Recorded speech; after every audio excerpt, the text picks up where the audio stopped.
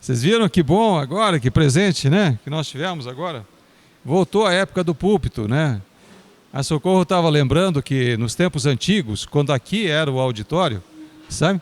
Nós tínhamos um púlpito aqui muito bonito, né? Que era de cerejeira, tudo, né?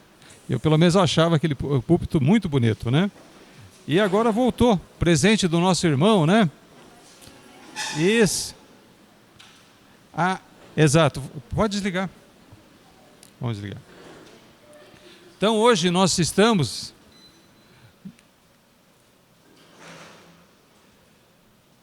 É muito barulhento ali, né? Então hoje nós estamos, né, na 7ª aula de Teologia Sistemática. 7ª aula. E daí? Eu fiquei muito animado, eu não corrigi todas as provas, mas as que eu corrigi eu fiquei impressionado. Vocês foram muito bem, né? Meus parabéns. Eu estava preocupado que ninguém ia entender nada, mas as notas foram surpreendentes. Eu acho que eu devia ter feito até uma prova mais difícil, sabe? Aquela prova acho que foi muito fácil, né? Todo mundo foi muito bem, né? A doutora Raquel, né, o esposo, né, que não fizeram a prova, não vão ter essa moleza, sabe? Eu estava contando lá para o pessoal que eu fiz 43 questões e escolhi as mais fáceis. Então eu vou ter que escolher agora algumas daquelas que sobraram para a prova de vocês, né? Entendeu? Não vai ser as mais fáceis então, né? Vocês vão fazer uma prova um pouquinho mais difícil do que a turma fez, tá? Mas ainda assim vai ser boa. Você vai tirar 10 também, eu tenho certeza, né? Os dois vão tirar 10. E a prova, então, tem a doutora Raquel, tem o esposo. Quem mais que não fez a prova? Você também. Quem mais? Também. Então a prova, eu vou fazer da seguinte maneira. Quando nós formos fazer a prova dessa matéria aqui, eu faço as duas juntas para vocês, certo? Eu trago, vocês fazem as duas provas juntas. Vocês vão responder 20 questões, né? Sobre a matéria anterior e a atual. Combinado assim? Tá bom. Então, 7ª aula. Olha que slide interessante, né? Esse daqui é o resumo daquilo que nós estudamos ainda na última aula, depois da prova, que nós falamos um pouco. Então nós falamos que o ser humano, à semelhança de Deus, ele também é triuno. Ele é composto por 3 partes: o espírito, a alma e o corpo. O espírito foi feito por Deus lá na glória. Estava pronto. Quando que Deus fez? A gente não sabe. Do que ele fez? Foi do nada. Se lembra? Ele não usou matéria-prima nenhuma para fazer. Ele fez o espírito. Já estava pronto. O corpo foi feito aqui na terra. Deus pegou e fez aquele bonequinho de barro, tudo, né? O homem, essas coisas de barro, né? Com o barro da terra. E depois ele fez a união do espírito com o corpo. Naquele momento da união, daí se formou a alma. Sabe? A alma é a conexão, é o meio de conexão entre o espírito humano e o corpo humano. Então a alma faz essa conexão. Cada uma dessas 3 partes do ser humano, ele é composto, ele tem 3 funções básicas. 3 funções básicas. E eu acredito que todo mundo já memorizou, né? Quais são as 3 funções básicas do espírito? Intuição, muito bem. A primeira? É consciência e comunhão. Então é o SIC do Irani. Você lembra o SIC que ele usou, aquele recurso mnemônico do SIC, né? Só que no SIC fica uma ordem diferente, né? O primeiro C deve ser de consciência, né? O I vem de intuição e o último C de comunhão, certo? O que é a SIC? Não é o CPF? Isso, então, SIC. Certo? Então, consciência, no caso do Irani, intuição e comunhão, certo? Eu sempre tenho mania de chamar a intuição em primeiro lugar, mas, claro, inverta a ordem e mais memorize, né? Isso é muito importante. A nossa alma também tem 3 funções básicas. Quais são as funções básicas da alma? Mente, ou raciocínio, ou intelecto, né? Mente, emoções, amor, ódio, emoções, e a vontade, que é a terceira. E o nosso corpo também tem 3 funções básicas. Quais são? Percepção, certo? Percepção, nós sentimos, né? Nós vemos, nós ouvimos, nós tocamos, nós cheiramos, nós sentimos o gosto, nós sentimos. Percepção, certo? Daí não é intuição, é instinto, né? Já viu? A gente pega lá o fogão, lá aquela chapa quente, quente, quente. A gente toca o dedo, então o tato, né, nos fala que aquilo está pegando fogo e a gente imediatamente, sem pensar, a gente tira o dedo de lá. Isso é instinto, sabe? Instinto. E a terceira função é a expressão, né? Então a gente se expressa caminhando, a gente se expressa falando, entendeu? Todas essas coisas que o corpo faz é a expressão, certo? Ninguém vai esquecer disso? Hã? A alma é primeiro o raciocínio, né? Mente, raciocínio. A segunda é emoções e a terceira é vontade. Isso é uma matéria que é muito debatido e no curso de maturidade espiritual que foi ministrado muitas vezes por mim e pela Lucy, né? A gente falava muito. Então isso daí é uma coisa que já está, acho que no nosso, né, na nossa medula lá, é automático, né? Então a gente sempre volta. Em 2007, eu me lembro que na minha caminhada com o Senhor, a gente tocado pelo Espírito Santo, a gente chegou à conclusão que a gente tinha que dar um passo a mais. Daí eu fui lá consultar o nosso irmão Irani, que a gente sempre faz, né? Falar, o que eu faço? Né? O Espírito está me incomodando, né? Daí ele me colocou para fazer esses cursos, né? Sobre maturidade espiritual. Daí quando eu e a Lucy nós voltamos, nós fomos lá para Minas Gerais, essas coisas assim, sabe? Participamos de umas conferências, fizemos isso, fizemos aquilo, né? Daí quando nós voltamos, imagina o que ele fez com a gente. Ele colocou a gente para dar aula disso. Eu e a Lucy, daí nós ficamos um monte de tempo, né, dando aula sobre maturidade, né? Maturidade espiritual, essas coisas assim. E agora a gente dá uma matéria que nesse momento chegou ao mesmo foco, que era justamente o foco principal da maturidade espiritual. Bom, agora nosso assunto no momento é antropologia bíblica, é o estudo do homem, né, a doutrina do homem, né, segundo, de acordo com Deus, essas coisas assim, né, o homem com Deus, antropologia bíblica. A história do homem nessa terra, do ponto de vista espiritual, é claro, a gente pode dividi-la em 3 fases. O homem antes do pecado, né, o homem original, o Adão, a nossa Eva, né, o homem antes do pecado, o homem depois do pecado, ou com o pecado, certo? E depois o homem debaixo da graça de Deus, depois que Jesus Cristo veio, nosso Senhor, aqueles que o aceitaram, né, eles entraram na terceira fase, no terceiro período, que é o homem sob a graça. Então a antropologia bíblica, ela se divide nessas 3 partes. Então, nesse momento, por exemplo, nós estamos estudando como que era o homem originalmente, certo? Depois nós vamos falar do homem sob o pecado e, por fim, né, nós vamos chegar no mais importante, que é o homem resgatado por Cristo Jesus, nosso Senhor, que é o homem debaixo da graça, sabe? Então, 3 partes também, certo? Então, nós estamos no original agora. Então, os ensinamentos da Escritura sobre os elementos essenciais da natureza humana, né? A Escritura afirma de modo claro que o ser humano é formado por 3 partes: corpo, alma e espírito, de modo análogo a Deus, que é formado por 3 pessoas: Pai, Filho e Espírito Santo. Então nós somos imagem e semelhança de Deus? Com certeza. E a nossa formação, o nosso corpo, essas coisas assim, o nosso espírito, a nossa alma, o nosso corpo, confirma essa semelhança, sabe? Em 1 Tessalonicenses 5:23, claro que tem outros versos na Bíblia, né? Mas a gente destacou esse. Que o próprio Deus da paz o santifique inteiramente. Observa bem, a palavra inteiramente, o homem inteiro, santifica o homem inteiro. Que todo o espírito, a alma e o corpo de vocês sejam preservados irrepreensíveis na vinda de nosso Senhor Jesus Cristo. Eu estava agora falando com a irmã, a gente estava falando de como que o nosso corpo se estraga, não é assim? A Ana estava encabulada com algumas coisas assim, né? Então falou, não, é assim mesmo, a gente vai se estragando, o nosso corpo vai se estragando. Mas nós, como cristãos, né? Como tementes a Deus, sabe, obedientes, a gente vai procurar preservar o nosso corpo, apesar de saber que o processo de deterioração, corrupção do corpo é uma coisa inevitável. O nosso corpo vai se estragando, vai se deteriorando, né? Mas a gente tem que procurar preservá-lo santo, irrepreensível, sabe? Até a vinda do nosso Senhor, Jesus Cristo. É mandamento, né?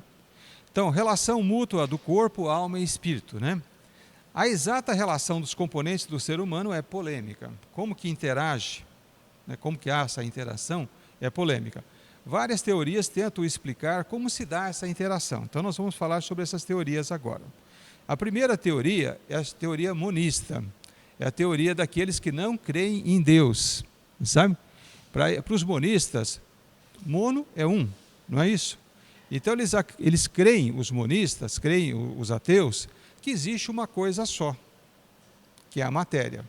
Existe matéria e acabou. E essa matéria, de vez em quando, ela explode no Big Bang, depois ela se encolhe de novo, volta a ficar compactada, depois ela explode de novo, forma novamente o universo, depois ela encolhe de novo, e nesse vai e vem a matéria eterna também, né? Explodindo e voltando a se concentrar. Explode, volta a se concentrar. Explode, volta a se concentrar. É isso que acreditam os monistas. E no caso do ser humano, segundo os monistas materialistas mesmo, né? Na hora da poeira, como de uma maneira até parecida com o que nós cremos, né? Da poeira vai se formando os corpos, os astros, as estrelas primeiro, depois os planetas e tal, até que se formam os seres vivos, né? Entendeu? E dos seres vivos vão sendo cada vez mais aperfeiçoados, sabe? Até que chega num ser vivo como o ser humano, né? Que é um pouco mais aperfeiçoado, que tem capacidade de pensar, que tem capacidade de sentir. Os animais também sentem, né? Mas raciocinar, como o ser humano raciocina, né? Parece que é uma coisa única. Pelo menos a gente está procurando os ETs por aí, mas até agora a gente não achou, né? Com certeza, né? Entendeu? Mas a gente está procurando muito, né? Faz tempo que a gente está procurando ver se acha alguém mais inteligente do que o ser humano, mas até agora não foi achado. E por outro lado, tem os monistas também, que são idealistas absolutos, né? Que é tudo inverso. Então eles creem que no começo era tudo espírito. Tudo é espírito, tudo espírito, tudo espírito. Eles são exatamente 180 graus, né? Exatamente o oposto, né? E do espírito começou a se originar matéria, isso, aquilo, né? Entendeu? Com o estudo da física quântica, né? Esses idealistas absolutos, né? Monistas, idealistas absolutos, né? Eles tomaram bastante espaço. Então, o que são os pensamentos, o que são os sentimentos? Tudo são reações químicas, né, para eles, né? É reação química, isso e aquilo. E tem, por outro lado, a teoria dualista, né? Que nós temos que o ser humano é formado por uma parte espiritual e por uma parte física, certo? Então, entre os dualistas, a gente se encaixa, né? Ali tem os dualistas que só acreditam, né, que alma e espírito é a mesma coisa, tá? Então, alma é o sinônimo de espírito é sinônimo de alma, e existe o corpo por outro lado. Então, existe uma parte puramente espiritual, dualista mesmo, né? Entendeu? E tem o outro lado que é o corpo. E existe aqueles que, como nós, que são aqueles que acreditam na tricotomia, né? Você lembra da tricotomia da aula passada? Que nós somos formados, conforme a gente acabou de estudar, por 3 partes. Por espírito, por alma, que é o meio de conexão, e pelo corpo, certo? Mas os dois são dualistas, os dois acreditam que existe uma parte do ser humano que é espiritual e outra parte que é física. Bom, para separar os monistas dos dualistas, uma vez eu vi uma descrição que era mais ou menos assim, né? Para os monistas, aquela primeira teoria que nós falamos, é como se, por exemplo, assim, se nós fôssemos um piano, né? Esse piano era um daqueles pianos que tocava sozinho. Ele não tinha ninguém que tocasse nas teclas, ele já estava programado para funcionar sozinho. Então ele tocava as músicas sozinho, sabe? para quem acredita em duas partes, ele acredita que o nosso corpo é o piano, né? E que tem um pianista, que é o espírito. E ele interage através das teclas, né? Os dedinhos do pianista, vamos dizer assim, é a alma, sabe? Entendeu? Os dedos do pianista, entendeu? Então, dualistas, monistas, dualistas, monistas. Isso com certeza vai ser o quê? Questão de prova, eu vou pedir isso, está avisado, estudem bem, entendam bem isso, reflitam, né? Agora, dentro dessa segunda teoria dualista, nós temos o ocasionalismo, matéria e espírito atuam segundo leis peculiares. O paralelismo pressupõe que Deus fez o corpo e o espírito de tal forma que um corresponde perfeitamente ao outro. E o dualismo realista, né? Corpo, alma e espírito interagem, mas o ser humano não consegue explicar como. Parece que a terceira explicação é a mais lógica. Por mais que a gente tente, a gente não consegue explicar exatamente como que acontece essa interação, sabe? A gente tem muitas teorias, conforme vocês podem ver, mas na prática a gente não consegue explicar muito bem. Bom, como nós falamos, né? A origem do espírito está bem resolvida, a origem do corpo está bem resolvida, mas a alma, né? Ela é mais polêmica, sabe? A alma que realmente é mais polêmica. Quando que aconteceu? Quando que Deus fez a alma? Quando que ele fez? Existem pessoas, e já os pagãos já acreditavam nessa teoria do pré-existencialismo. O Platão, por exemplo, era um adepto dessa teoria do pré-existencialismo. Então, para eles, a alma já era uma coisa assim que era eterna e ela precisava passar por um processo assim de purificação. Então, de vez em quando, a alma nascia no corpo de alguém. Tem uns que falam até de animais, né? Vocês já ouviram alguém que acredita nisso? Olha, a alma reencarnou, agora desencarnou, agora reencarnou de novo, agora desencarnou. Ela está passando por um processo de purificação. O dia que ela ficar pura, perfeito, ela não encarna mais, porque encarnar é um sofrimento, né? Entendeu? Sempre é um sofrimento. Então, esses pré-existencialistas são que acreditam nisso, né? O Platão acreditava, então, na pré-existência da alma, que a alma foi criada na glória, e ela vai passando por esse processo de encarnação, desencarnação, para acontecer o processo de purificação. Então, é a transmigração da alma. E olha, pessoas, né, da igreja primitiva, teólogos, né, da igreja primitiva, eles adotaram, alguns, né, como Orígenes, adotou essa teoria do Platão. Eles criam que era assim mesmo que acontecia. O Orígenes pregava que de fato era assim como Platão falava que acontecia. Existe um outro grupo que com relação à origem da alma, eles são conhecidos como os traducionismo, ou traducionistas, né? Entendeu? Então, segundo esse grupo, entenda bem a diferença, né? As almas dos homens são reproduzidas justamente com o corpo pela geração natural e, portanto, são transmitidas dos pais aos filhos, automaticamente. Assim como é gerado o corpo durante a gestação, então a alma também é gerada durante a gestação. É naquele momento que Deus permite que se forme o corpo e, juntamente com o corpo, permite que se forme a alma. Então, para os traducionistas, essa, inclusive, é a explicação por que a alma já nasce pecaminosa, depravada. Sabe? Porque a origem dela é a partir da alma do pai e da alma da mãe. Entendeu? Então, passa um DNA para a alma também, sabe? E nesse DNA fica o pecado. O pecado do Adão é transmitido de geração em geração, porque a alma do filho, ela é um produto também, assim como o corpo, da alma do pai e da alma da mãe. Então, traducionismo. Entenderam? Então, a origem da alma para os traducionistas é essa. Existem os criacionistas, o criacionismo, a teoria do criacionismo. Como é que funciona? Então, cada alma individual deve ser considerada como uma imediata criação de Deus, devendo a sua origem a um ato criador direto. Então, assim como o espírito, Deus cria lá na glória a alma, sabe, da pessoa. Quando as almas são criadas, não se pode determinar com precisão, assim como o espírito não se pode determinar com precisão quando ele foi criado, também a alma, lá na glória, também não consegue precisar quando que ela foi criada. A alma é pura, lá no céu ela é pura, com Deus ela é pura, mas quando ela se une ao corpo, ela se corrompe. Daí a herança de Adão. Então, os criacionistas explicam a herança de Adão nesse momento. Então, a alma, como espírito, é criado puro, perfeito, sabe?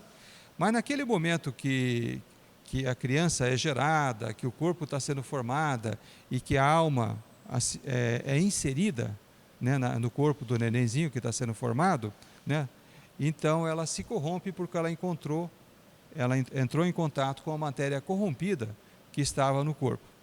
Então esse é o criacionismo.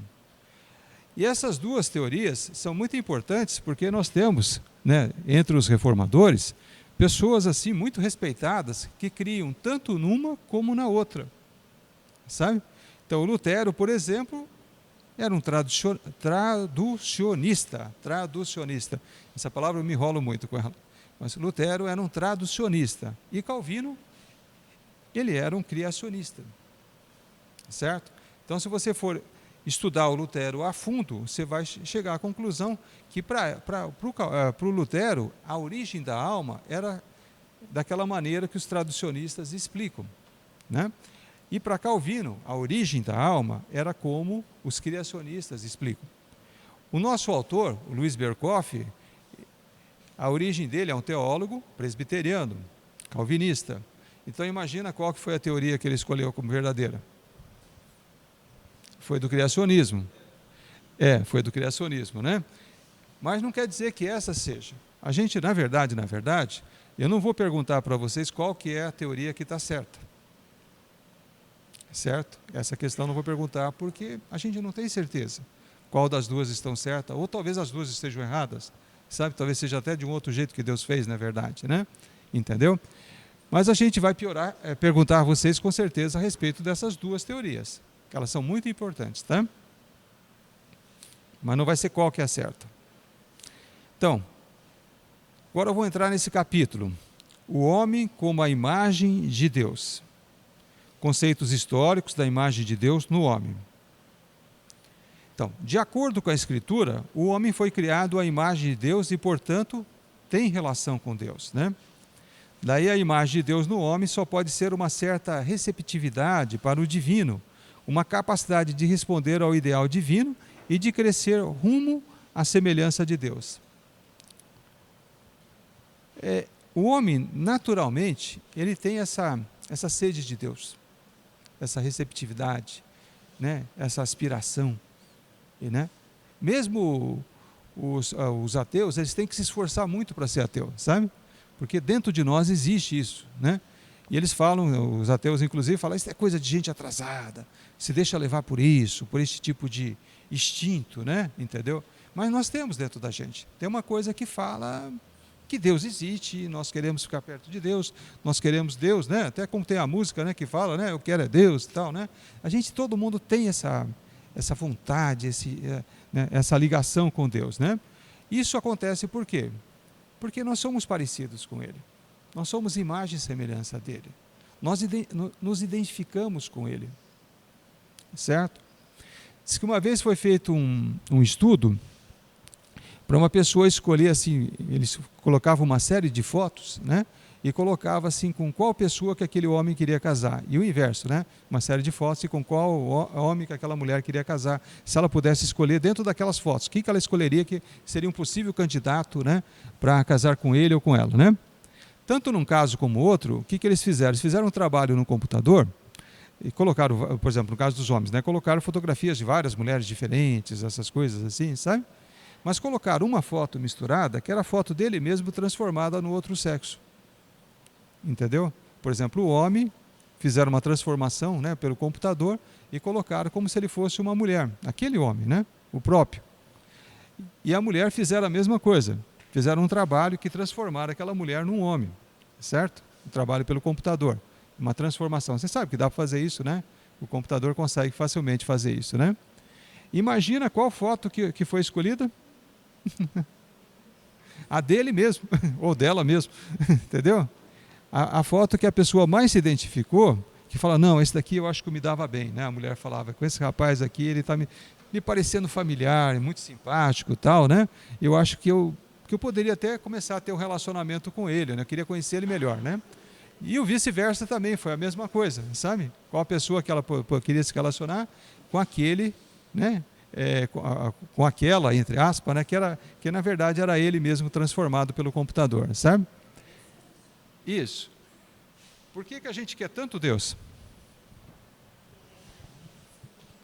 Porque a gente olha para ele e vê, olha, eu tenho muita coisa em comum com esse cara. É muito parecido, olha só, tem muita familiaridade. Eu acho que eu posso me dar bem, né? Entendeu? Sendo amigo dele, me relacionando com ele, me aproximando dele, sabe? Nós temos muita coisa, nós somos imagem semelhante de Deus. A gente procura Deus dentro de nós, né? Já está gravado isso. É assim que a gente funciona. Então, dados bíblicos a respeito da imagem de Deus no homem, né? Vamos ver alguns dados que a gente pode coletar dentro da Bíblia a respeito desse fato. Então, primeiro, as palavras imagem e semelhança, elas são sinônimos, né? A ideia de que, pela criação, aquilo que é arquetípico em Deus tornou-se equitípico no homem. Se lembra do arquetípico e equitípico que nós estudamos no assunto passado? Então, aqui volta de novo. Deus é o arquetípico, é o modelo, né? Deus é o modelo. E nós, os seres humanos, somos a cópia. Nós fomos tirados, nós somos feitos a partir desse modelo, dessa cópia, equitípico, né? Então, o ser humano é tirado a partir dessa cópia. Imagem e semelhança é porque tudo na Bíblia que Deus quer reforçar, ele repete a verdade, repete a frase e afirma 2 vezes. Se lembra que quando o faraó lá, ele teve aquele sonho que ele foi contar para o José, ele teve 2 sonhos. Não bastava um. Primeiro ele sonhou das vacas, né? E depois ele sonhou das espigas, né? As espigas de trigo. Foi 2. Daí o José, quando foi interpretar, José conhecia Deus, claro, profundamente, ele falou, olha, isso é certo. Essa é uma verdade que Deus não vai voltar atrás. Isso é correto. Ele teve o cuidado de repetir 2 vezes o sonho. É o mesmo sonho, mas foi repetido 2 vezes. Sabe? Então, Deus quis deixar tão claro que nós somos a imagem dele, que ele não usou só a palavra imagem. Ele usou imagem e semelhança. 2 palavras que têm o mesmo significado, que são sinônimos, certo? A imagem de Deus segundo a qual o homem foi criado, certamente inclui o que geralmente se denomina justiça original, ou mais especificamente, verdadeiro conhecimento, justiça e santidade. Então nós temos dentro de nós mesmos, a gente chama isso de consciência, né? Aquele senso de justiça. A gente sabe o que é certo. A gente sabe o que é errado. A gente sabe o que é ser santo. Me lembro que eu fiz essa questão da prova, né? Essa agora, perguntei o que era a santidade de Deus, e tinha algumas pessoas que ficaram em dúvida. Mas olha, se vocês tivessem perguntado para vocês mesmos, vocês iam saber a resposta. Está dentro de vocês. Todo mundo sabe o que é santidade. Está escrito no nosso coração. É só botar no papel. Sabe? Entendeu? E a santidade de Deus não é diferente da santidade do homem. Claro que Deus é infinitamente santo, totalmente santo, né? Entendeu? Ele está num grau absurdamente superior ao ser humano. Mas o homem também sabe. Porque nós somos imagem e semelhança de Deus. Nós temos noção do que é santidade. Nós temos noção do que é certo. Nós conhecemos as coisas. Porque Deus conhece. Então, a gente acaba herdando isso dele. Terceiro, o homem também é imagem de Deus em elementos que pertencem ao homem como tal, como faculdades intelectuais, os sentimentos e a liberdade moral. Faculdades intelectuais. Deus é inteligente? Absurdamente inteligente, infinitamente inteligente. E o homem, claro, herdou isso de Deus. Ele é um pouquinho inteligente, né? uma coisinha de nada, uma fagulhinha, né, da inteligência de Deus. Mas nós temos também essa inteligência, né? Deus ama, em sentimentos, no caso. Com certeza, o amor de Deus é um absurdo, né? É uma coisa até inexplicável, de tão grande. E o ser humano ama, o homem, a mulher, especialmente a mulher, né? Como as mulheres amam, entendeu? Amam muito, né? Entendeu? Isso nós herdamos de Deus, certo? E a liberdade moral. Nós aspiramos, né, ao livre-arbítrio, né, de poder decidir as coisas, porque Deus é assim.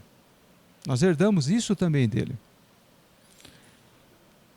Então, 4. Outro elemento frequentemente incluído na imagem de Deus é o da espiritualidade, né? Mas até como é formado o corpo, pode ser considerado como parte da imagem de Deus. Como Deus é espírito, a gente acha que a gente é parecido com Deus somente no espírito, certo? Porque Deus não tem corpo, certo? Então a gente fala assim, somente eu sou imagem e semelhança de Deus somente no meu espírito. O meu espírito, sim, é a imagem e semelhança do Espírito de Deus. Porque Deus é espírito, Deus não tem corpo, entendeu?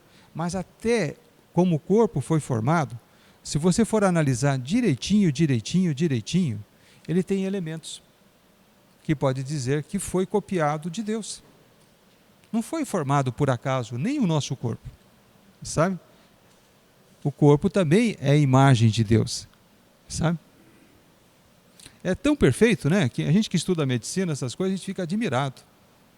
Como que pode ser tão perfeito o corpo do ser humano, sabe? A gente estraga ele, mas ele é perfeito, né? É bonito de estudar, sabe? Quando a gente está estudando medicina assim, é interessante quando a gente vai escolher especialidade, né?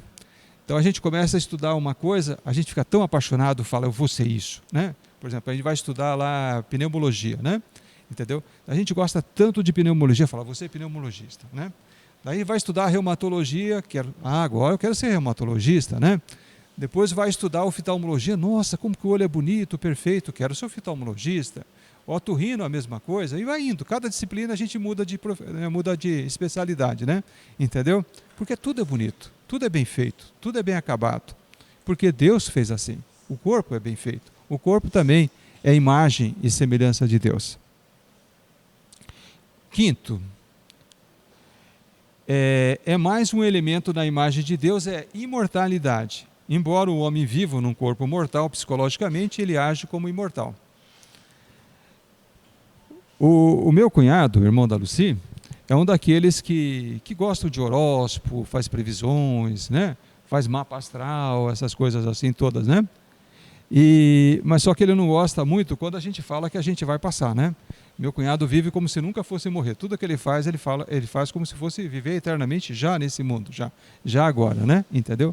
E se quer deixar ele assim triste, é quando a gente fala que, eu já estou com 60 anos, 60 e poucos anos, né? Daqui a pouco mais Deus me leva, vou lá para a glória e tal. E ele fica, só fica com essas conversas mórbidas, né? Essas coisas tristes, não sabe falar de uma coisa boa, só fica falando de morte, né? Porque isso incomoda a gente, por quê? Porque nós fomos criados para serem imortais. Assim como Deus é imortal, e como nós somos imagem e semelhança de Deus, nós também fomos criados para ser imortal. Então, a mortalidade nos constrange. O fato da gente passar nos constrange. Quando a gente fica doente por qualquer coisa, a gente fica muito triste, não é, Ana? A gente fica inconformado, fala, mas por que tinha que aparecer uma coisa dessa logo comigo, né? Por que não aparece em todo mundo, né? Todo mundo fica doente de uma coisa ou de outra, né? Sempre a gente fica, o nosso corpo vai se corrompendo, infelizmente, né? Mas a gente vai passando. Eu fui lá visitar o nosso amigo, né? Descobri que eu estou ficando surdo. Eu era tão orgulhoso do meu ouvido, sabe? Eu achava que eu ouvia bem demais e tal, né? Uma época que eu estava estudando cardiologia, o professor lá começava a citar a ausculta, né? E eu pegava o estetoscópio e tentava ouvir aquilo que ele estava falando e eu não ouvia nada, sabe? Então eu falei, meu Deus, acho que eu estou no caminho errado, nem consigo ouvir o que o professor está ouvindo aqui, né? O professor fala para mim, especialmente uma tal de quarta búlia, né? Essa quarta bulha, mas eu não conseguia ouvir a quarta bulha. Eu ouvia a primeira, eu ouvia a segunda, às vezes eu ouvia até a terceira, quando os pacientes que tinham terceira bulha, mas a tal quarta eu não ouvia de jeito nenhum. Mas nem que a vaca tossia, eu não conseguia ouvir aquela quarta bulha que o professor falava. E eu falava, eu estou dizendo que eu vou ser cardiologista, como posso ser cardiologista se não dou conta de ouvir nem a quarta bulha, né? Entendeu? Aqueles sons do coração, tim, tac, né? Depois tem, né? Pois é. Daí eu fui procurar um médico do ouvido, um otorrino lá, que era conhecido meu, né? Falou, olha, vim aqui para fazer uma avaliação. Eu estou com um problema no ouvido, eu não consigo ouvir a quarta bulha lá do professor lá, né? Então daí ele fez toda aquela avaliação, né? Fez os testes todos, né? Essas coisas do ouvido, fez todo o mapeamento, né? E ele chegou à conclusão naquela época que eu ouvia acima da média, sabe? Que meu ouvido tinha uma capacidade de ouvir sons até que eram muito difíceis das outras pessoas ouvirem. Eu tinha uma capacidade auditiva muito boa. Agora, recentemente, eu passei pelo mesmo processo, né? E descobri que eu estou ouvindo abaixo da média. Então, eu já não, agora, mesmo que tenha a quarta bulha, eu não ouço, sabe? Entendeu? Eu tenho que pegar, agora ainda bem que nós temos o ecocardiograma, né, irmão? O ecocardiograma ouve todas as quartas bulhas, sabe? Ele virou um estetoscópio excelente, né? Então, tudo aquilo que o estetoscópio não consegue ouvir, o eco ouve, né?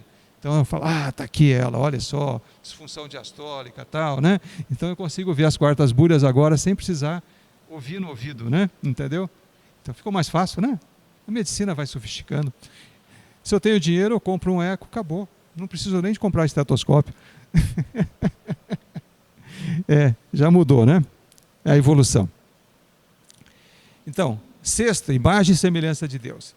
A considerável diferença de opinião quanto a se o domínio do homem sobre a criação inferior também fazia parte da imagem de Deus.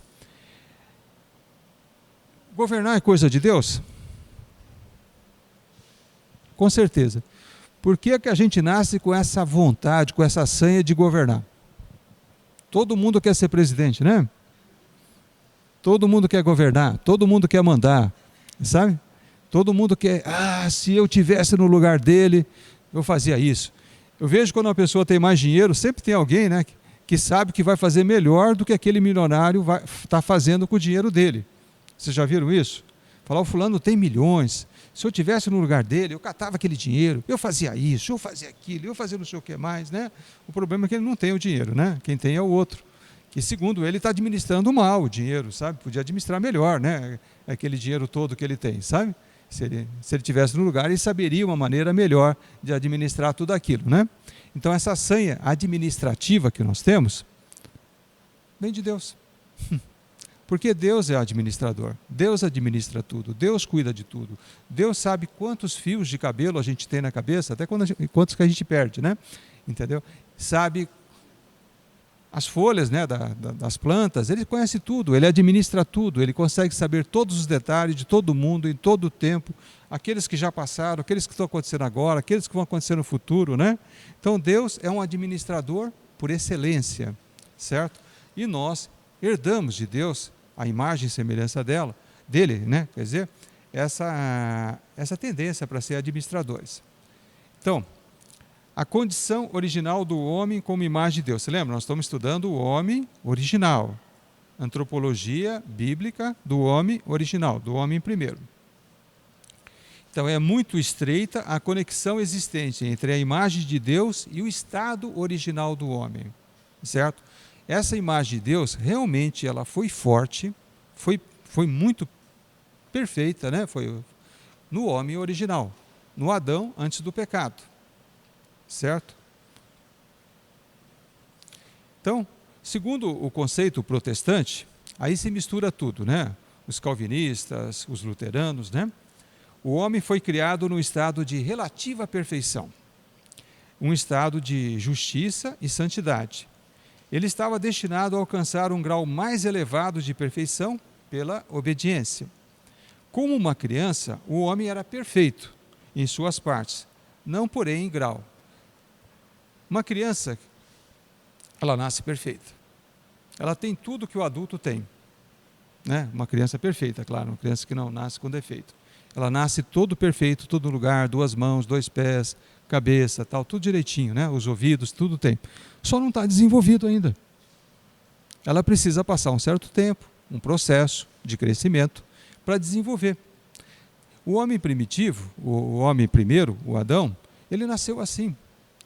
Ele tinha tudo para ser perfeito, sabe? Ele já era perfeito, sabe? Ele só precisava crescer. Ele precisava evoluir. Mas não faltava nada nele não para ser perfeito, sabe? Ele era a imagem realmente e semelhança de Deus. Esse é o nosso conceito, né? Essa é a nossa doutrina. O homem, originalmente, era perfeito, sabe? Não era desenvolvido, mas era perfeito. Quando o homem foi criado por Deus, não levava dentro de si as sementes da morte. E não teria morrido necessariamente em virtude da constituição original de sua natureza. Embora não estivesse excluída a possibilidade de vir a ser vítima da morte, não estava sujeito à morte enquanto não pecasse.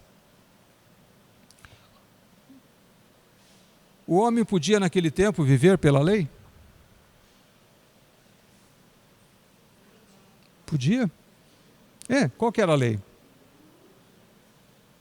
A lei só tinha um mandamento. Olha como que era simples, né? Não coma da árvore do conhecimento do bem e do mal. Tinha mais do que um? Foi a única coisa que Deus mandou. Certo? Era fácil cumprir a lei? Claro que por trás desse mandamento, continua tendo até hoje o mesmo mandamento de sempre, né? Que a gente deve amar a Deus sobre todas as coisas e a seu próximo como a ti mesmo. Quem que era o próximo do Adão? Era Eva. Só tinha Eva. Olha, o que o Adão precisava fazer para conseguir atingir, né, a maturidade dele totalmente espiritual? Ele precisava amar a esposa dele. Ele nem tinha filhos aí nessa época, né? Entendeu? Ele só bastava amar uma pessoa, né? Além de Deus, é claro, né? Que era a esposa dele, o próximo como a ti mesmo, né? E amar a Deus sobre todas as coisas. Se o Adão amasse mesmo a Deus de uma maneira forte, ele tinha comido da fruta? Não. Ele não tinha comido o fruto, ele tinha temor a Deus, tinha obediência a Deus, ele não teria pecado. Se a gente estaria aqui ou não é outra história, né? Entendeu? Se o Adão teria filhos depois disso, seria o único homem da face da terra, né? E a Eva a única mulher, é outra história, sabe? Mas que ele não teria caído. O mandamento era único. Então o Adão podia viver pela lei. Sabe? Ele podia, ele foi capacitado para isso. Ele podia. Ele tinha condições, ele não estava contaminado pela natureza pecaminosa. Claro, foi nele que começou tudo, né? Foi ele que contaminou. Agora, vamos sair dos reformados e vamos agora para o conceito católico romano, né? Segundo eles, a justiça original não pertencia à natureza humana em sua integridade, mas era algo que foi acrescentado naturalmente. O homem não nasceu com a justiça original. O Adão não foi formado com a justiça original, segundo os católicos. O homem estava sem pecado e vivia num estado de perfeita inocência, né? A constituição original da natureza humana ficou intacta, apesar do pecado. Eles acham que até hoje, essa constituição original, ela continua em nós, intacta pelo pecado. Será que esse conceito está certo? Eu creio que não, né? Então, conceitos de ênfase racionalizante. Agora nós vamos falar daquele povo do contra, né? Os pelagianos, que o irmão Irani vive citando na história, né? Da igreja, assim. Os socianos, os arminianos, né? Os racionalistas, os evolucionistas, lançam em descrédito a ideia de um estado primitivo de santidade. O que esse povo acredita? Que o ser humano, no começo, quando ele surgiu na face da terra, aí que ele era um pouquinho melhor do que os macacos, né? Entendeu? Mas era assim que eles viam, sabe? Há 250 milhões de anos atrás, 1000 anos atrás, me perdoe, milhões não, 1000 anos atrás, há 250 mil anos atrás, num lago assim, lá na África, que hoje diz que está seco esse lago, né? Surgiu um macaquinho meio diferente, sabe? ele não era muito diferente dos outros animais que viviam naquela região, sabe, segundo essa narrativa, vamos dizer assim, né? E ele lá tentava viver, né, cada dia, né, conquistar cada coisa, o alimento, e muitas vezes ele era o alimento dos outros bichos que estavam lá em volta dele. Era o alimento do tigre, alimento do leão, alimento do... Não, lá na África não tinha tigre, né, só tinha leão, né? Alimento do leão, alimento do jacaré que estava no lago, né, do crocodilo, quer dizer, entendeu? Então era assim. Mas aí ele foi evoluindo, passou muito tempo, o lago secou, ele teve que migrar daquela região, ele teve que morar em outro local, porque o lago secou, acabou a mordomia dele de viver debaixo do lago, e nesse processo de migração, indo para lá e para cá, se multiplicou, e é o que é o homem hoje em dia. Então esse é o conceito, especialmente dos evolucionistas, né, dessa última parte. Mas ele era totalmente imperfeito. Então, se você for comparar, se você pegasse, segundo os evolucionistas, se você trouxesse um homem daquela época e comparasse com a gente hoje, nós somos infinitamente melhores. Nós evoluímos, nós nos aperfeiçoamos, segundo os evolucionistas, sabe? Aquele homem primitivo, sim, que era complicado, sabe? Diferentemente do nosso conceito cristão, que o primeiro homem, o Adão, era perfeito, e nós nos deterioramos. Então, os evolucionistas afirmam que o homem começou sua carreira no estado de barbárie, no qual ele estava apenas ligeiramente afastado dos animais irracionais. Os pelagianos, os socianos e os racionalistas sustentam que o homem foi criado mortal. Ele foi criado mortal. Diferente de nós acreditamos que se o Adão tivesse sido obediente, ele não tinha morrido. Ele estava vivo até hoje aqui nessa terra. Lá no Éden, claro, né? Ele estava vivo até hoje lá no Éden, né? Então, o homem na aliança das obras. Então, não se esqueça, nós estamos falando do homem original, certo? Do homem original. Então, a doutrina da aliança das obras na história.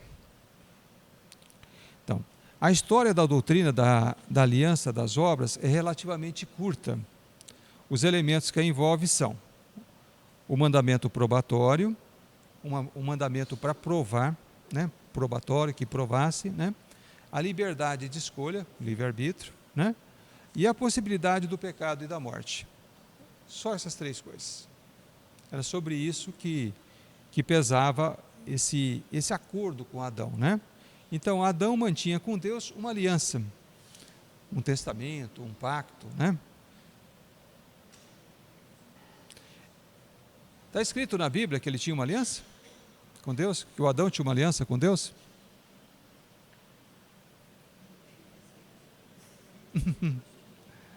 Não, a gente deduz, né? Mas em Oséias 6,7 está escrito assim: na cidade de Adão, eles quebraram a aliança e me foram infiéis. Então está escrito. Mais para frente, o profeta Oséias, né, que pegou e fez essa interpretação, sabe? Então, na cidade de Adão, ou seja, no tempo de Adão, aonde o Adão vivia, lá no Éden, eles quebraram a aliança. Eles, seria quem? Seria o Adão e a Eva, né? E me foram infiéis, na cidade do Adão. Então tinha uma aliança. Sabe, existia uma aliança entre Deus e o Adão e a Eva, né? E era uma aliança que era baseado em obras. Não era baseado na graça. Era baseado nas obras. E que obra que o Adão tinha que fazer? Qual a obra que o Adão tinha que fazer para poder ser abençoado e ter a eternidade? Obedecer. Não coma dessa árvore do conhecimento do bem e do mal. Só isso. Não coma da árvore do conhecimento do bem e do mal. Certo? Era essa a aliança, esse era o contrato, o acordo, o trato. Não coma da árvore do conhecimento do bem e do mal. Então, o desenvolvimento da doutrina da aliança veio antes, né? da aliança da graça, quer dizer, precedeu o da doutrina da aliança das obras e lhe preparou o caminho. Na verdade, como acho que Deus já sabia que tudo ia acontecer do jeito que aconteceu, né? Ele já preparou já a aliança da graça, já, sabe? Mesmo antes do Adão ter falhado nessa aliança das obras, né? Ele já sabia, ele sabe tudo, né? Entendeu? Então ele já tinha preparado, ele já sabia que Jesus ia ter que vir mesmo, já ter que passar por todo aquele processo, né? Como ele tem a presciência, né? Ele já sabia de tudo. Então, a doutrina da aliança da graça, na verdade, foi até anterior à doutrina da obra. Mas ele deu essa chancezinha lá para o Adão, né? E para nós, né? Como nós estávamos em Adão, né? Naquela época, para nós também, né? Então, o fundamento bíblico da doutrina da aliança das obras. Primeiro, os elementos componentes de uma aliança estão presentes na narrativa primitiva. No caso em consideração, são mencionadas duas partes. É estabelecida uma condição, está claramente envolvida uma promessa de recompensa pela obediência e é feita uma ameaça em caso de transgressão. Quando você vai fazer um aluguel de locação, como é que normalmente está escrito? Duas partes, né? O locador, né? E o locatário. Eu vou alugar uma casa, vamos supor que a Ana lá tem uma casa para alugar, né? Então chego para a Ana, duas partes, sabe? Eu sou aquele que vai alugar e a Ana quem está alugando, ela é a dona da casa. Então nós vamos fazer um acordo, né, Ana? Isso. Então a Ana fala para mim, olha, todo dia 10, né, de cada mês, você vai me pagar o valor tal, condição. Quer morar na minha casa? Você pode, né? Todo dia 10. O valor, o prazo dessa locação vai ser 1 ano. Depois de 1 ano a gente tem que renovar. O valor da locação é tanto, estabelece o valor. Se você não pagar, uma ameaça pela transgressão, né? Se você não pagar, além de você ser expulso da casa, ser despejado, ainda você vai ter que dar uma multa de 20% sobre os valores que você não me pagou. Certo? Como é que era o acordo do Adão com Deus? Ele estava morando na casa de Deus, né? Estava morando lá no Éden. Deus, era de Deus, não é Deus? Tudo é de Deus, na verdade. Nós também estamos morando nas coisas de Deus, né? Mas ele estava morando lá no Éden.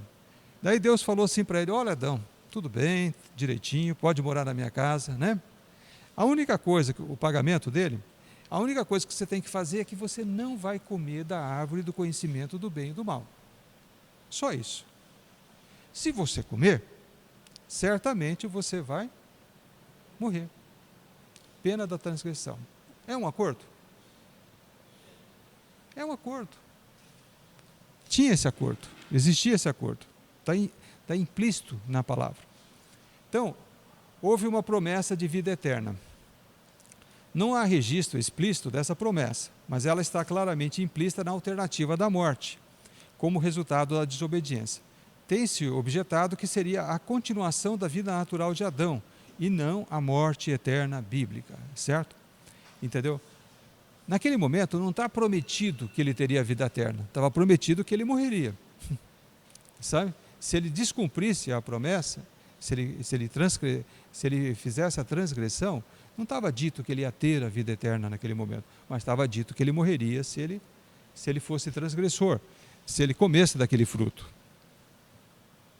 Então, 3. Basicamente, a aliança da graça é simplesmente a execução do acordo original executado, né, execução feita por Cristo como nosso fiador.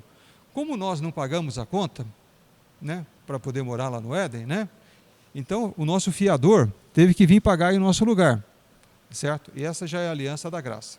Já pula, né, para a aliança da graça, né? O nosso fiador é o nosso Senhor Jesus Cristo, que ele veio e pagou a nossa conta, certo? Aquela conta que nós devíamos ter pago através de Adão, né?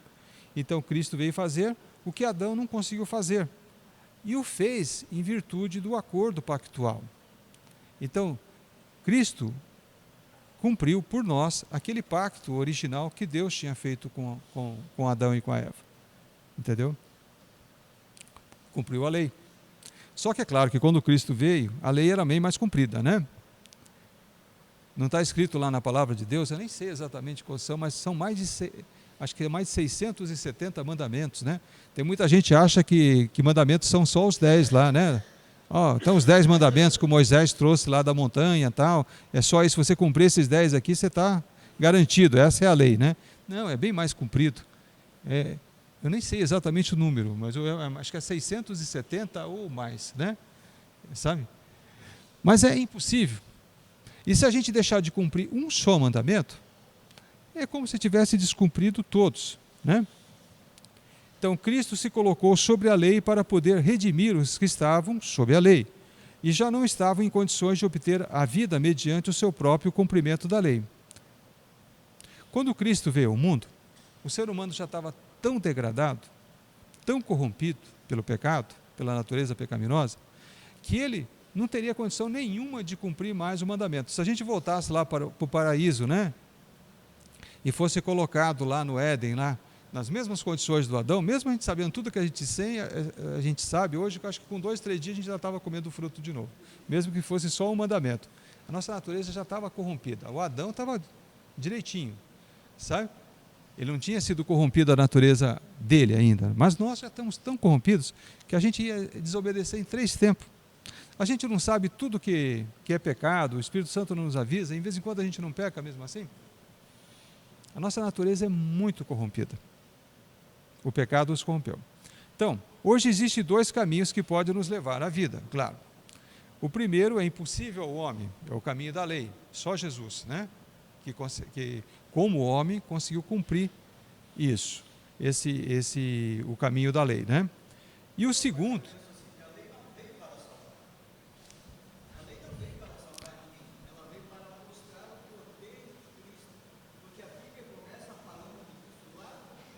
Sim.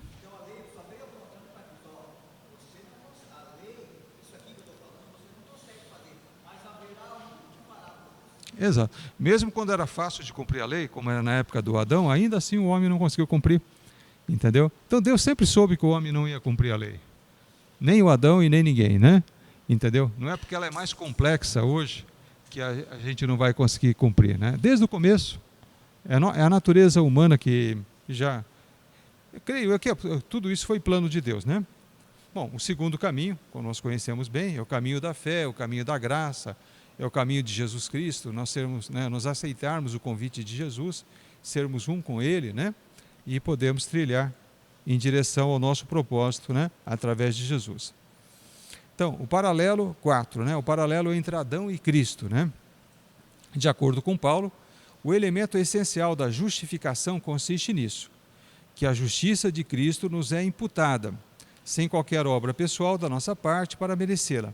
E ele considera isso um perfeito paralelo em relação à maneira pela qual a culpa de Adão nos é imputada. Do mesmo modo que a justiça de Cristo nos é imputada, a justiça de Adão também nos é imputada.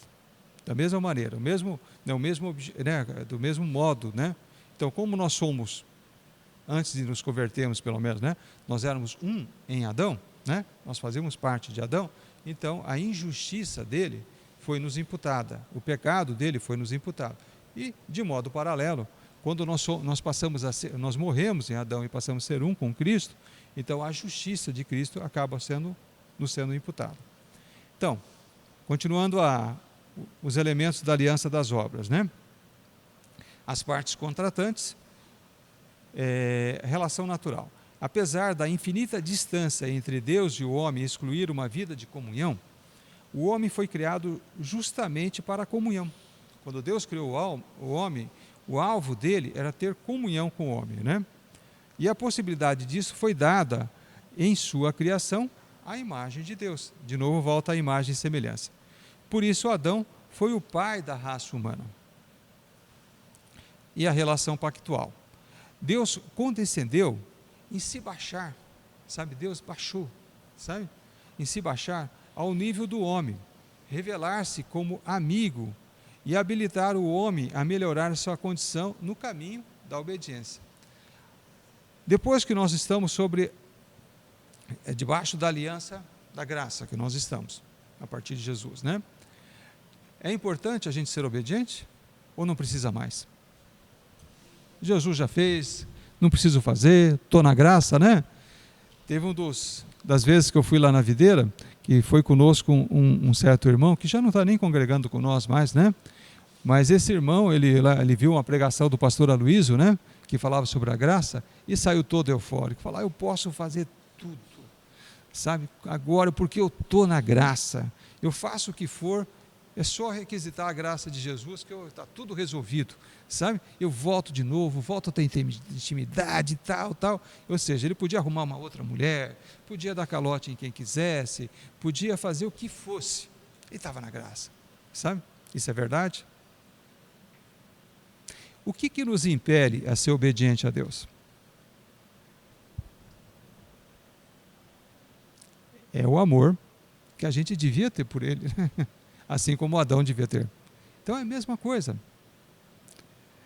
Se eu fico constrangido com tudo aquilo que Cristo fez por mim, sabe? Que Ele morreu no meu lugar, foi o meu fiador, como nós falamos agora há pouco, pagou minha conta, eu não vou ter algum sentimento positivo com relação a essa pessoa?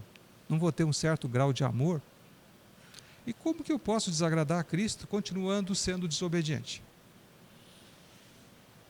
O que Ele vai pensar de mim? Não, Ele já não pensa boa coisa, né? Pode ficar certo disso. Ele já sabe quem que você é, né? Mas pelo menos você tem que tentar, sabe? Tem que se esforçar, tem que procurar ser obediente. Aquela natureza pecaminosa sempre me leva para outro caminho. Mas se arrependa, volta, né? Não fica muito tempo, sabe? Você caiu hoje, volta. Mas vocês já repararam que quando a gente vai pecar, a gente sempre tem tempo para pensar antes?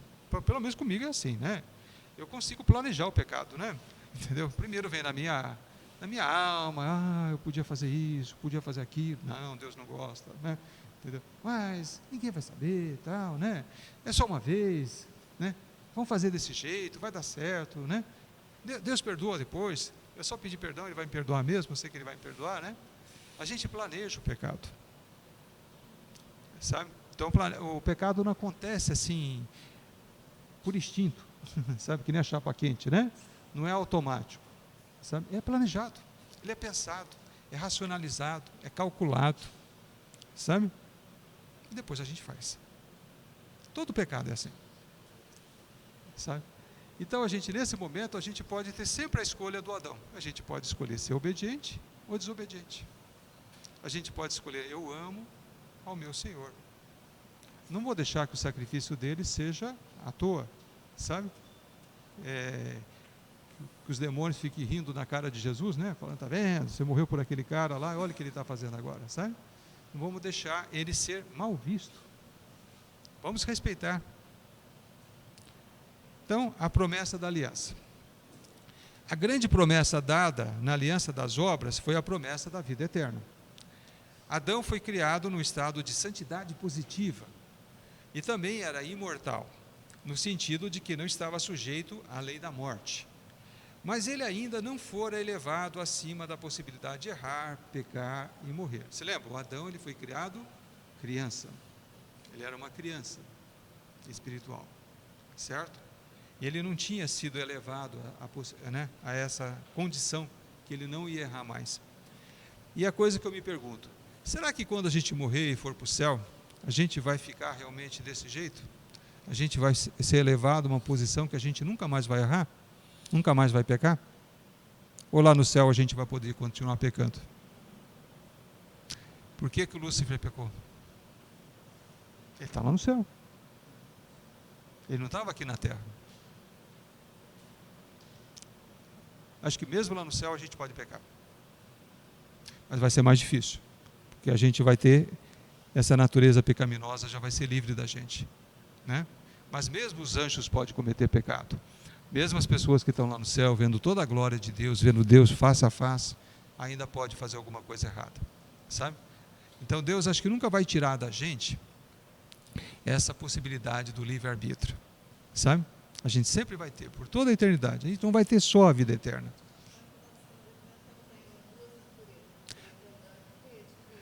Não que a gente vai ter a natureza Adão. Lá a gente vai ser purificado de todo pecado. A gente vai voltar a uma situação como Adão era no começo, vamos dizer assim, sabe? Entendeu? Mas ao mesmo tempo ainda a gente vai poder continuar raciocinando, pensando, escolhendo, amando, né? Fazendo todas essas coisas que a gente faz aqui, sabe? Ó, isso daqui não é coisa que está escrito no livro, isso daí é opinião minha, tá? Então observa bem isso, né? Se eu tiver errado, não é o Luiz Berkoff que está errado, não é ninguém, né? Mas eu creio que lá a gente tem, que Deus não vai tirar da gente esse dom, né? De poder escolher o caminho. Porque, na verdade, pensa bem, se a gente conhece Deus mesmo, se a gente consegue sentir o que Deus sente, você gostaria de ser amado por uma pessoa porque ela é obrigada a te amar?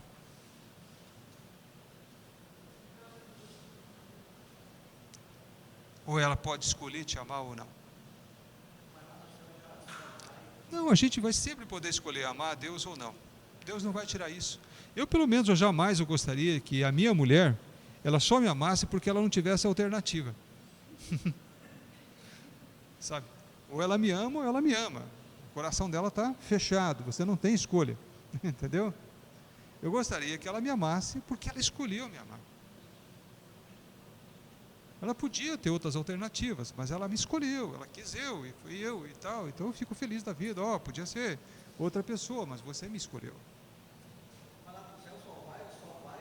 Não, já está escolhido. Claro que Deus sabe que a gente não vai deixar de amá-lo, né? Por isso que nós vamos para lá, sabe? Ele já sabe quem nós somos, né? Mas ainda assim eu acho que vai ter essa possibilidade. Certo? Porque se Deus é parecido com a gente mesmo, pensa bem nisso. Não seria muito. Até os anjos puderam escolher outro caminho. Escolheram, né? O caso do Lúcifer, né? Com toda a glória dele, com toda a resplandecência, né? Diz que o Lúcifer não era um anjozinho qualquer, né? Ele era um super anjo, um arcanjo, todo glorioso e tal, né? E ele escolheu pecar. Lá no céu, Deus deixou. Será que Deus não sabia que o Lúcifer poderia pecar? Claro que sabia. Sabe? Mas ele permitiu. Deus sempre permite essas coisas.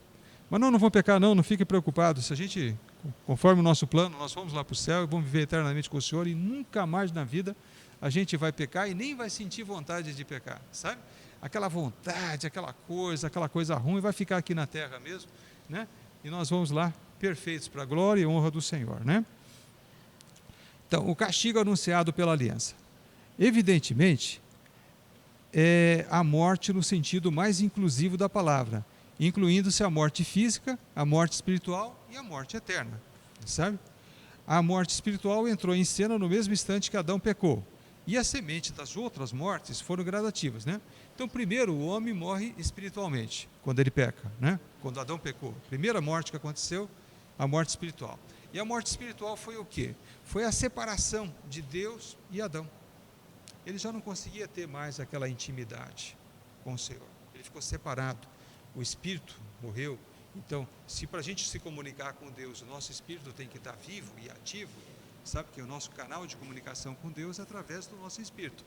E o espírito do Adão foi morto, morreu. Primeiro morreu o espírito, sabe? Se separou de Deus, sabe? A alma do Adão começou a se deteriorar, e o corpo mais ainda. Apesar de ter vivido 930 anos, né? Um bocado, né, de anos, 930, ainda é pouco. Eu vejo aqueles pacientes meus assim, que de uma maneira assim fantástica conseguem chegar a 100 anos, sabe? Coisa rara, né? Eu estava vendo lá o meu fichário, né? Se todos estivessem vivos, desde que eu comecei a trabalhar aqui em Ariquemes, eu teria 330 pessoas com mais de 100 anos entre os meus pacientes, sabe? Se todos estivessem vivos, né? Certo? Claro que acho que os 95% já morreu desses, né? Mas tem alguns, sabe? É incrível que tem, de vez em quando aparece um lá no consultório, né? A gente só não pergunta assim, você está vivo ainda, né? É meio chato, né? Falar que bom que o senhor voltou aqui, ou que a senhora voltou aqui e tal, como é que está a saúde e tal. O que a gente sabe de uma pessoa de mais de 100 anos? Que por mais que ela tenha sido saúde, ela não vai viver muito tempo, né? Se não for a última vez que a gente vê aquela pessoa naquele dia, provavelmente na próxima vai ser, né? Entendeu? A pessoa está muito perto de morrer. Sempre ela vai estar muito degradada, muito perto de morrer. Mas vocês acham que essas pessoas querem morrer? Ela fala assim, doutor, eu estou com um zumbido no ouvido, né? E esse ouvido está me dando uma tontura, eu viro a cabeça para cá, eu fico tonto, viro para lá, eu fico tonto. O senhor não tem uma cura para isso, não? E a gente não tem muita coisa para fazer, né? Entendeu? Teve uma senhora, uma paciente minha, que já morreu também, né? Ela chegou a 107 anos. Acho que é o meu recorde, né? Essa é a que mais viveu comigo lá, sabe? Essa senhora, ela, por incrível que pareça, ela não tinha problema de coração. Ela não tinha, mas tinha essa labirintite que eu estava falando para vocês, né?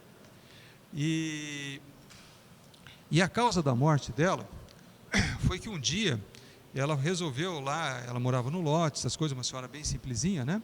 Ela resolveu dar um capim para uma vaca, né? Um monte assim de capim, ela pegou na mão e resolveu dar para a vaca. E a vaca pegou o capim e balançou. Na hora que balançou o capim, balançou a mão dela junto, ela ficou tonta e puf, caiu no chão.